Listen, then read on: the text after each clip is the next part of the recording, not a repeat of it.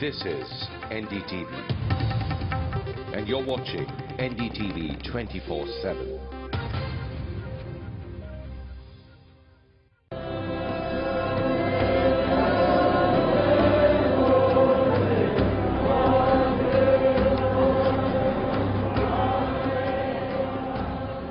Hello and welcome to this special program coming to you from Leh, the capital of Ladakh, which was devastated with a landslide and flash floods followed by torrential rains brought about by a massive cloudburst last week. What it means to the economy of Leh and Ladakh, we'll have to find out. But the destruction wrought by the cloudburst and the landslides and mudslides is huge. Hundreds of people have been killed. Many more are still missing, and infrastructure, the roads, the buildings and the other infrastructure in this area has been completely damaged. I bring you this special report from Ladakh.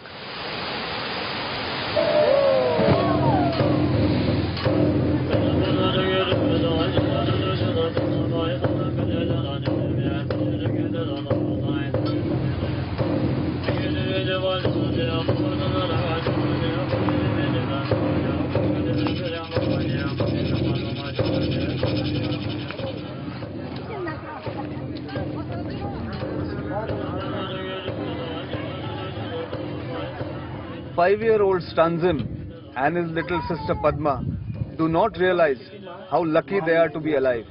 Bruised and dazed, sitting beside their aunt, their story is one of the few hundred miracle tales that are emerging more than a week after a devastating spell of rain hit Leh, the capital of Ladakh. Both were washed away from their house in the flash floods that hit the mountain desert in the early hours of 6th August. The siblings were later stuck in the slush that accumulated after the monster rains flattened their house and swept aside everyone and everything in sight at the Choglamsar village on the outskirts of Leh. The children's parents are still missing. Rescued by neighbors and army soldiers, they now live in a makeshift camp run by the army. ये सब पलंग पर सोए थे दोनों, फिर अचानक वो पानी आया, फिर पता नहीं मम्मी उधर है हम उधर, ये दोनों ही अकेले थे। फिर वो दो दीदी थे इसके, फिर वो चला गया, फिर सोचे ये भी भाग गया, फिर अचानक पानी ये बोल रही थी मेरे आँख में मिट्टी घुस गया, उसके बाद पता नहीं था। ये 12:30 बजे पानी आया और सुबह 6 बजे तो मिला, तो ये तो थोड़ा ठीक था, ये उस टाइम तो कुछ नहीं बोला सर। अभी बहुत भगवान की मेहरबानी से ठीक दोनों ठीक है sir. Dilden Angmo's survival is all the more amazing. Separated from her mother in the swirling waters that harrowing night, Dilden was miraculously afloat in the mud for 7 hours before locals rescued her at daybreak and took her to the army hospital. Her mother, meanwhile, was missing. Dilden had hypothermia, or abnormally low body temperature, from floating in the flood waters the entire night. She also suffered several lacerations on her face, and for several hours, the 2-year-old was unable to open her eyes since a lot of mud had accumulated on her face. Nobody knew her name. Then a miracle happened. Her uncle, searching for the family, came visiting the hospital and realized his niece was alive. Dilden's mother, Sering Dolma under treatment in another hospital, was then reunited with the 2-year-old. Now, Dilden is the face of hope in Ladakh, in the midst of tragic tales and untold stories of heroic acts and sacrifices that saved hundreds of lives in the first few hours of the tragedy. At the forefront of that rescue operation were the officers and soldiers of the Indian Army based in and around Leh. Led by this man, Lieutenant General S.K. Singh, more than 6,500 army men swung into action to mount what is easily one of the biggest rescue missions in recent times. Over 600 lives were saved in the first few hours. The first few hours are very important in a rescue operation, and military being a disciplined and organized force, we were able to react very quickly within an hour, because this thing took place somewhere in the middle of the night, and by 2:30 my hospitals and all the people were already out extricating casualties, and that prompt action saved a large number of lives. There has been a lot of damage, but I'm happy that the boys did a very prompt job in saving large number of lives. Ladakh had never seen anything like this.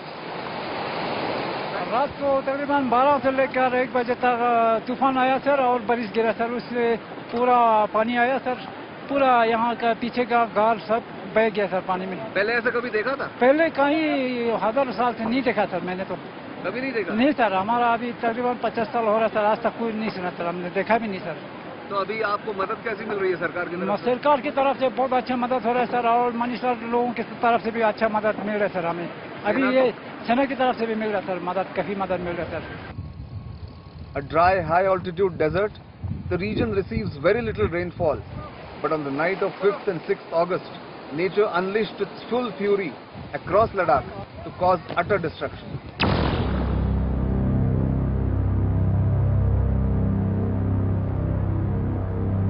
Choglan Sar is the ground zero of the tragedy in Leh.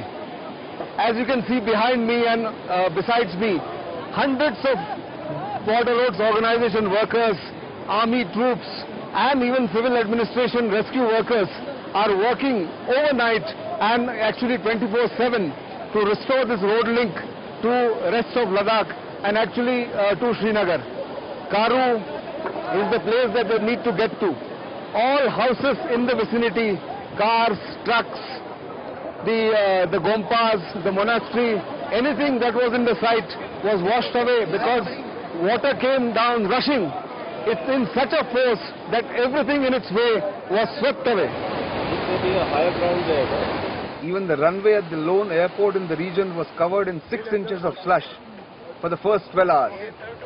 But thanks to the Indian Air Force and Border Roads Organization, along with the army, the airport reopened for traffic in less than a day. Providing telecommunication and road connectivity became a top priority. The first thing we thought that we must take what the situation, how the things are bad. The first thing, the engineers came up and they did the dozers and JCB to create the rubbles and other derelict items. After that, we found a lot of casualties are there, and even the civil hospital was badly affected. So the patient was transferred to the army hospitals with the doctors and specialists there. They started doing it.